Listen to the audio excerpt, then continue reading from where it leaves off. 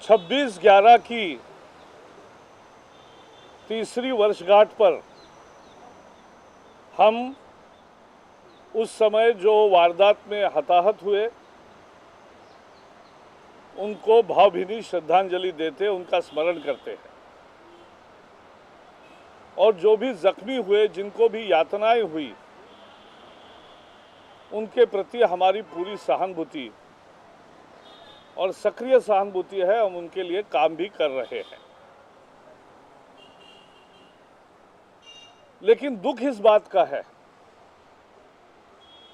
कि भारत सरकार 3 साल में देश को महफूज बनाने में बिल्कुल विफल रही है।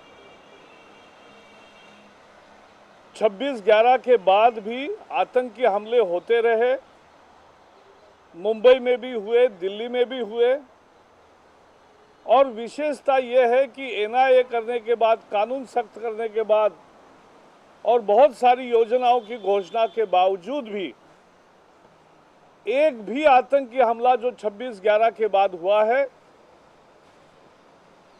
उसका सही आतंकवादी जो है, जो उसके सही गुनहगार है, वो पकड़ में नहीं आए हैं। और ये बड़ी विफलता है।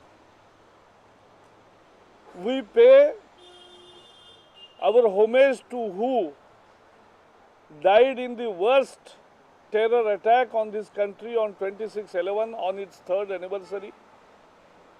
And we sympathize with all those who have suffered in that attack. Every countryman thought that now government will take such steps that the country will be safe. But unfortunately, terror attack continued to take place even after 26/11, even in Mumbai and in Delhi also. And what is worst is that despite creating NIA, despite creating many and announcing many measures by the government, not a single terror act post 26/11 has been tracked and successfully investigated. No terrorists have been nabbed, no real culprits have been nabbed,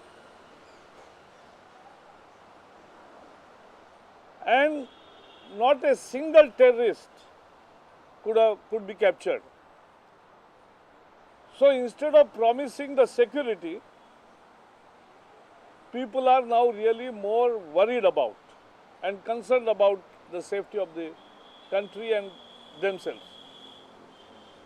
So we deplore this failure of this Indian government to make the country safe and secure and nab the terrorists who attacked even after 26/11. And what is worst is that about 26/11, the perpetrators and the handlers of the whole terror attack are still free, walking free in Pakistan, and they are not punished, despite India handing over them sufficient evidences. Still Pakistan is not serious about booking the real culprits. It is actually sheltering them. And on this backdrop, when the Prime Minister certifies the Prime Minister of Pakistan as the agent of peace, it becomes ridiculous. 26/11 के जो हमलावर है, उनके जो आका है, वो पाकिस्तान में बैठे हैं, और हाफिज सईद हो या बाकी उनके सरगना और साथी हो, सारे आज फ्री है। और भारत ने इतने सबूत और वॉइस सैंपल और सब कुछ अमेरिका ने भी देने के बावजूद वहां कुछ नहीं हुआ है, और पाकिस्तान सरकार उनको एक तरह से संरक्षण दे रही है। और ऐसे होने के बावजूद पाकिस्तान पर दबाव बढ़ाने की जरूरत थी। government should have made a prestige point, create an international pressure on Pakistan to take credible action against those perpetrators. लेकिन दुनिया का दबाव बढ़ाने के बजाय खुद शर्म एल शेख में पाकिस्तान को भी भारत जैसा विक्टिम बताया प्रधानमंत्री ने। और अब तो हद हो गई। अभी फिलहाल सार्क समिट में उन्होंने कह दिया कि पाकिस्तान के प्रधानमंत्री तो शांति के दूत है। भारत में नेहरू जी को शांति दूत कहते थे, उनसे तुलना कर रहे पाकिस्तान के प्रधानमंत्री की अपने मनमोहन सिंह जी। और इसलिए ये बहुत ही we deplore this attitude of the government, total inaction and total failure to nab the culprits of post-26/11 terror attacks throughout the country. Every case is unsolved, and we also deplore government's actions and inaction as far as following and making pressure to Pakistan to take credible action against the perpetrators. And that is why the US president can say,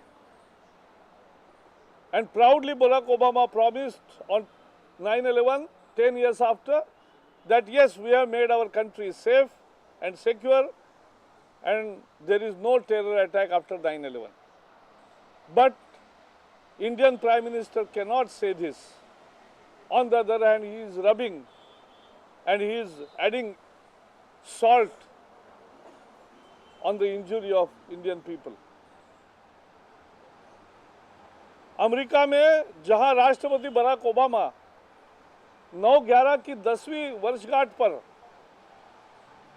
उन्होंने कहा कि वो हमला हुआ, लेकिन उसके बाद हमने ऐसी चौकसी बरती है कि उसके बाद एक हमला भी नहीं हुआ, हमने देश को मजबूत और सुरक्षित बनाया।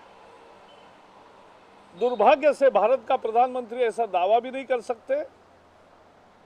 उसकी जांच करके सही गुनहगारों को पकड़ने भी विफल रहे और पाकिस्तान को सर्टिफिकेट भी दे रहे।